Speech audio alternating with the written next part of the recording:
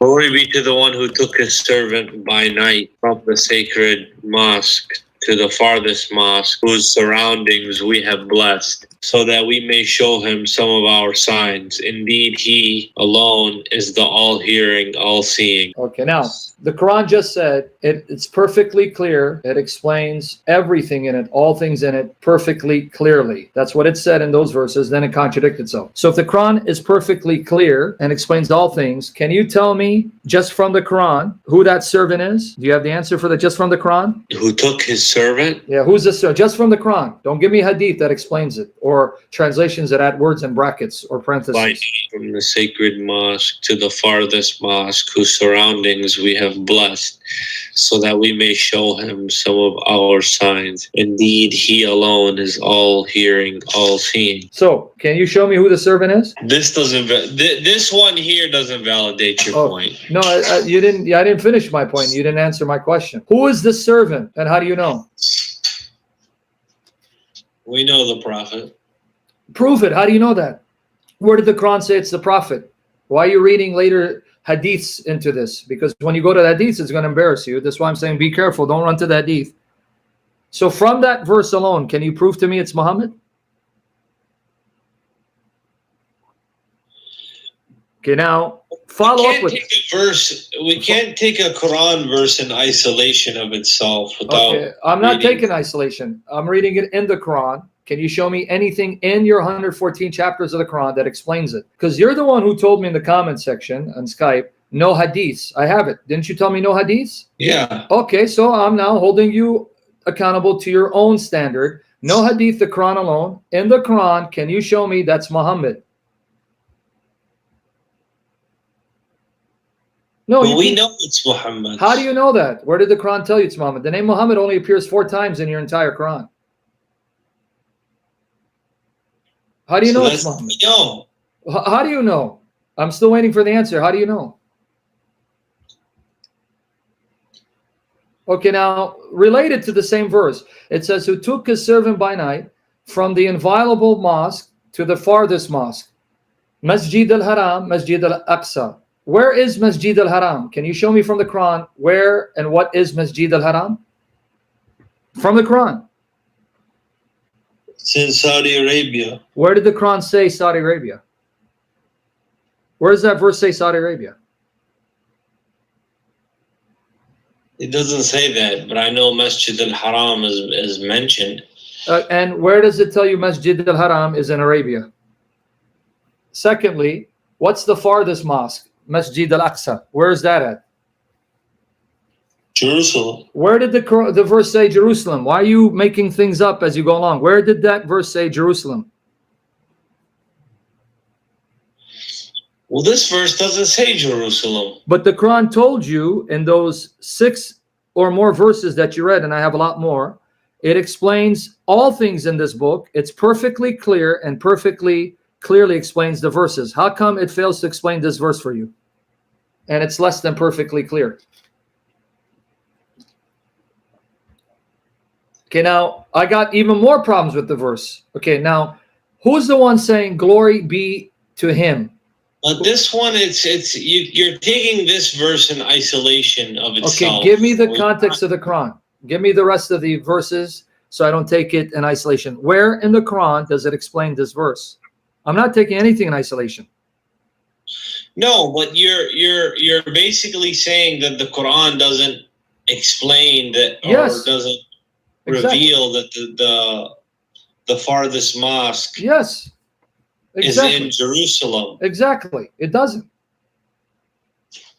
That's the truth. And doesn't tell you who the servant is. Maybe it's Moses. How do you know? Because Moses, if you're saying Jerusalem, Moses was in that area. But the Quran mentions the name Muhammad 4 times, and in places where it doesn't assume that every other instance where it says say or where it says, oh prophet, it's Muhammad. How do you know that? What? Say that again? The name Muhammad only appears 4 times, and it's mentioned in certain isolated places scattered throughout the Quran. So how do you know that whenever the Quran says say, O prophet, or the prophet is not harsh with the believers, that's Muhammad? How do you know that?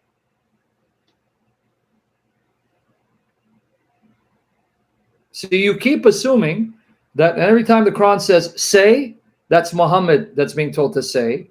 Or when it says, and the prophet is not harsh, that's Muhammad who's the prophet. Where does the Quran say that this is Muhammad when it mentions the prophet? Why does that have to be a criteria? Because you told me don't go to the hadith. I'm using your criterion. You remember? Did I say not to go to hadith or you said it? So without the hadith, answer those questions. Especially when the Quran says it perfectly, clearly explains everything in the book. I'm going by your criterion. Did you tell me don't use hadith? Because if I use hadith, it's going to be more embarrassment, which I will in a minute. But before we go there, who's saying in 17 verse 1, glory be to him? Who's speaking? Allah. So Allah is speaking to himself and glorifying himself. Yeah. Oh, you're okay with it. So you're okay with Allah saying, glory be to him, instead of saying, glory be to me, who carried my servant by night. So Allah has to speak of himself in the third person? Yeah, that's how Allah refers to himself. Okay, Sam. well, good. I'm glad you said Allah. But then Allah goes on to say, so that we might show him some of our signs. So Allah is saying, glory be to him, which is me, who carried his servant by night, which is my servant, from the inviolable mosque to the farthest mosque, whose precincts we blessed, so we might show him. I'll admit, this verse doesn't explain the locations. No, but that's even more than that. What I'm asking is, why can't Allah simply... reading that to you. You tried to get me busted with that. I'm saying, yeah, if you're taking this verse in isolation of itself... Even in the context of the Quran, you're not going to be able to figure out, because there's nothing in the Quran and other verses that tell you what this means. I have to investigate that. Keep investigating. But don't forget 2 points. This is the same Quran that told you it is a book that explains all things and is perfectly clear and perfectly clearly explains its verses, yet it doesn't. But here's the point I want you to focus on, so we can go to another example. Focus on this point with me. Allah is speaking, and Allah says, pay attention. You can see the Arabic, you'll confirm it. Allah is saying to himself, glory be to him, which is actually me, who carried his servant by night, which is my servant, from the inviolable mosque to the farthest mosque. And now notice Allah says, whose precincts we blessed. Now, but pay attention to this part. So that we might show him our signs, ayat. Right? Do you see Allah says we might show him? Yeah. Okay, now here's my question. If you're following the Arabic and the English. So he goes, we might show him our signs. He is the seer. Wait. So the one that Allah is showing his signs, Allah just says about him, the one that he showed his miracles to, he, the one we showed our signs to, he's the seer, the knower? Who's that? Yeah, I figure, I had a feeling you might bring that up. Okay, then address it. But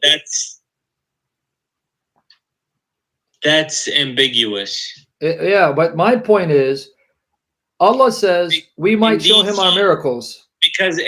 Because see, this wouldn't be a contradiction. I can agree it doesn't specify. How's it not a contradiction?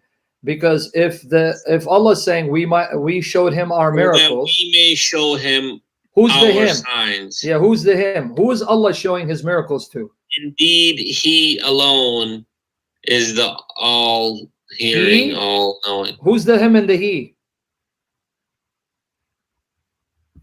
So Allah showed him. So Allah speaking, saying we showed, and then saying he.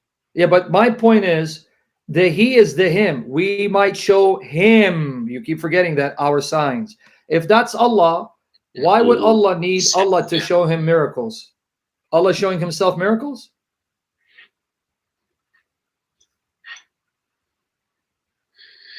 You know what? Hold on. Yeah, exactly. Hold on. But if